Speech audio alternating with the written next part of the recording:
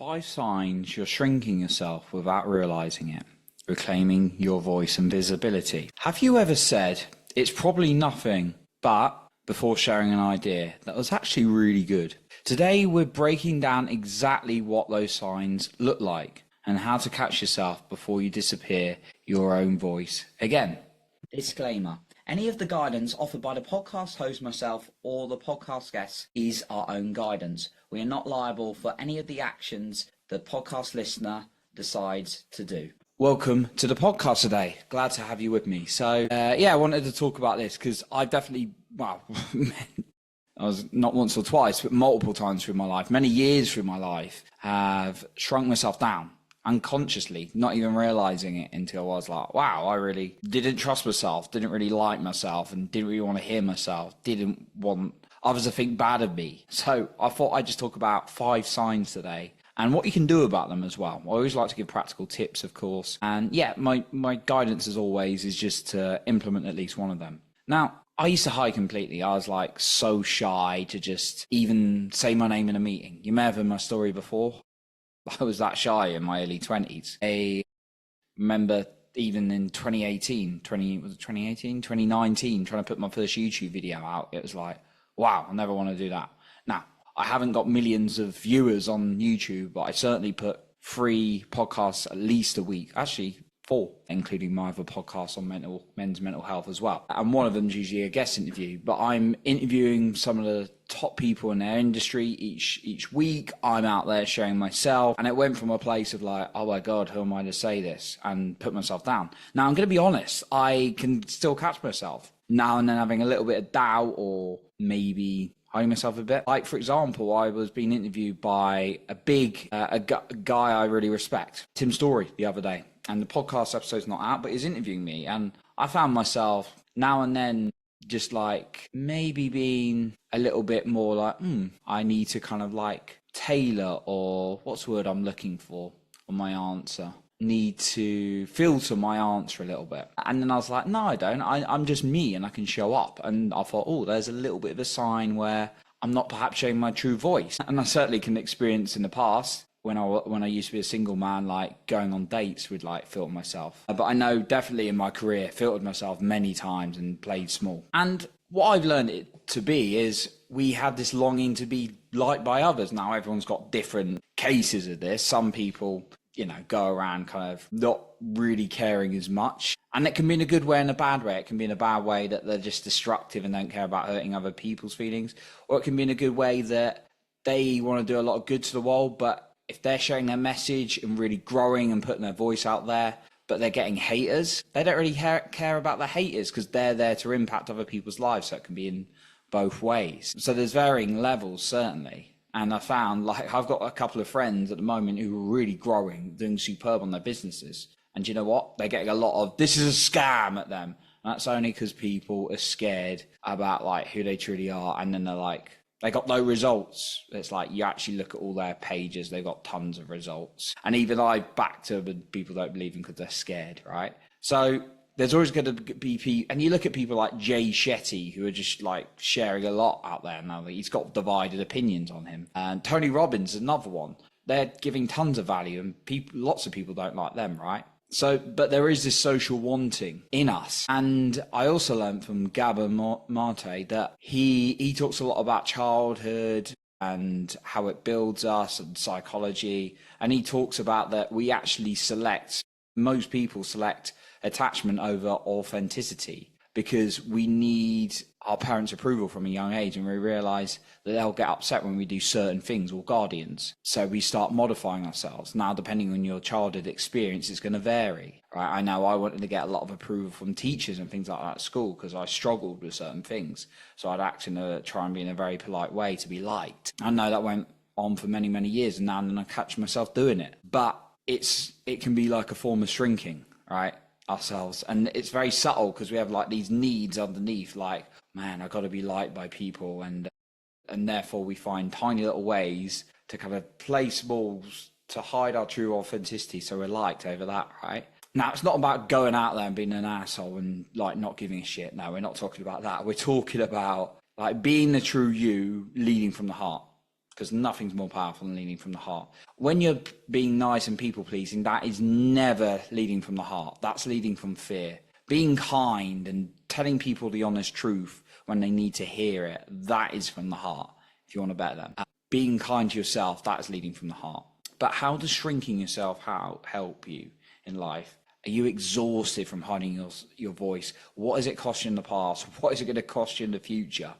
I know for me, it cost me many opportunities. I wish I started a podcast years ago. I wish I met so many people. But there's no point wishing now, it's gone. But you can change your future by allowing yourself to share and be you. And I'm going to give you some points right now from the 5 ways you may be shrinking yourself without realizing it, and how you can reclaim your voice. Number 1, apologizing. Common one, and particularly if I said I never apologize for it'd be wrong. Now I apologize for things I do. Like I fell out with someone a few weeks ago, and we had a little bit of a football debate, I'm going to be honest. And I kind of went a bit overboard on the sort of like the banter side, and I realized that was just a bit over the line, and I'm sorry. That's a kind of apology, and I told a friend that I respect them and they're awesome, and that was just me just being a bit over the top, and I apologize. So that's a kind of apology that's okay. But when you're saying sorry when you just for breathing or passing someone, I think we all do it. Like a lot of people do it, I notice. But just start to notice the amount of times you're apologizing, and maybe just try to cut down, and not the necessary apologies, but on the ones where... Hey, just a quick pause in this episode just to mention something. I want to thank you for being here, for really wanting to work on your self-esteem and your confidence. It means a lot to me that you're listening to my show to really work on that. And I want to give you some more guidance and more support. So whether you're looking to build your self-esteem and your confidence in your personal or professional life, or maybe both, you can find some resources and links below in the show notes below. So just click on those resources, and I'd love to hear what you think of those. Now, let's get you back to the show. When you say, and even when you're saying sorry, or when you want to say something in a business meeting, in a career, whatever it is, when you're saying sorry, just notice yourself saying that word and aim to just cut it out next time. Maybe it's excuse me, or I just want to raise this. Cutting out the word sorry is playing yourself small, because you're telling yourself subconsciously that you're not worth hearing or you've made a mistake, when actually you haven't. That's the message you're sending back. So that's the first one. And again, I'm not going to say it's a work in progress for me. It is. But I've certainly cut down on it a lot over the years, and it feels a lot good when I'm really intentional in my language. Number 2 is you may be playing small by not asking. This is a big one I've had to work through and still catch myself minorly doing. You stop yourself asking questions when you don't really understand. And I think, and in a way, I had a really good conversation with my girlfriend about this as well. We from a young age have certain authorities. Now, again, people have different experiences, but I know when I went through the school system, it's like, you're meant to do this, you're meant to do that, you're meant to follow this route. And then my parents were pretty cool, but there are certain things they wanted me to follow as much as I love them. But we go through a lot of school system and things, and we're not even meant to question things. There are laws and things we've got to follow from the government and things like that. And there's not time into that on this podcast or anything, or politics and things like that. But, a lot of the time I've certainly been in places where what I heard is just how it is, when actually you could question. But in your business, if there's things you're doing business with someone and it's well, okay, I guess that's how it is. Instead of questioning, then that's playing small. So just make sure you're asking questions by just even spending a couple of minutes each day to just journal questions for yourself, because the more you can ask questions out of life, the more you're going to ask others as well. Number 3, you give minor insults to yourself. This kind of comes back to the apology one, but it's kind of covering all words. When you catch yourself doing minor insults to yourself, what an idiot, I'm an idiot, trust me to mess it up. Yeah, it might get a couple of laughs, but in my experience, when you really insult yourself, it's just people aren't really finding it funny, they're finding it awkward. They may have a nervous laugh or whatever. But it's actually sending a message to yourself, that negative messages to yourself. So if you find yourself saying, I'm so useless that I'm such a bad public speaker, Trust me, the best that presentation up. Whilst you think it's funny and entertainment for others, there's a difference between laughing at yourself, and that's okay. You make a mistake and you move on. You go, I wanted to give you all some laughs for that, like you drop something or whatever.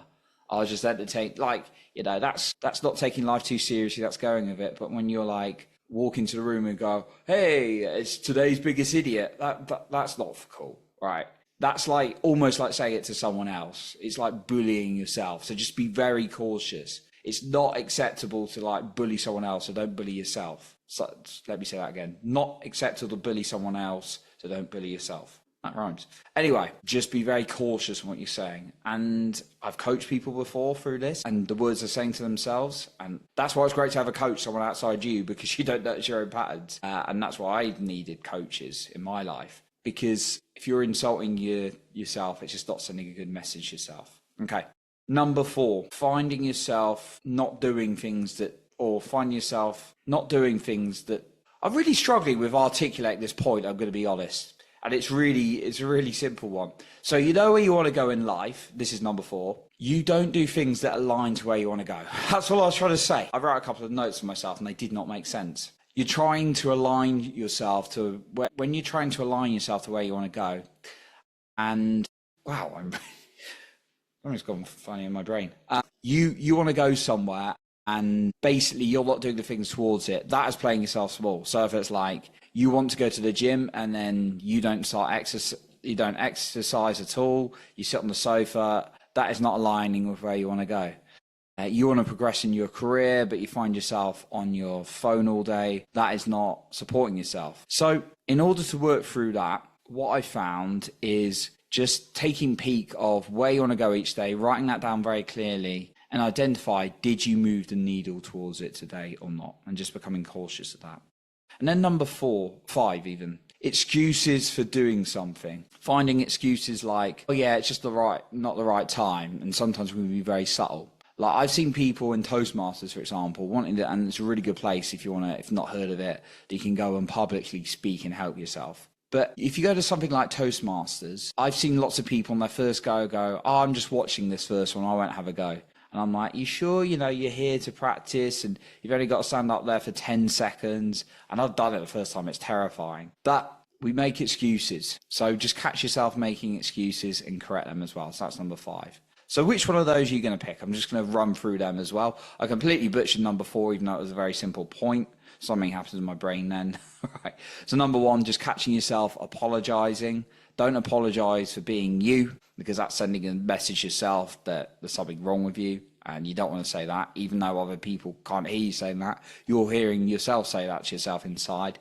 Number 2, when you don't ask questions, when you don't understand something, make sure you question things, because that's helping clarify things for you. Number 3, minor insults to yourself. Don't do that. Number 4, doing things not in alignment with where you want to go. So being intentional with your actions. And number 5, coming out of excuses, just catching yourself for excuses for not doing things as well. So those are my points I wanted to share with you today. Thank you so much for listening. And remember to share your voice by leading with your heart and not with fear. Thank you so much for listening today. It means the world to me. And I really want to add value to you to help you boost your self-esteem, your confidence, your trust inside yourself to move forward. And I have some more for you. So if you go into the show notes below this episode, you can find some more resources for your personal or your professional life. So if you want to boost your self-esteem and confidence in your personal and or professional life, you can find those resources linked below this episode in the show notes. Once again, thank you for being here.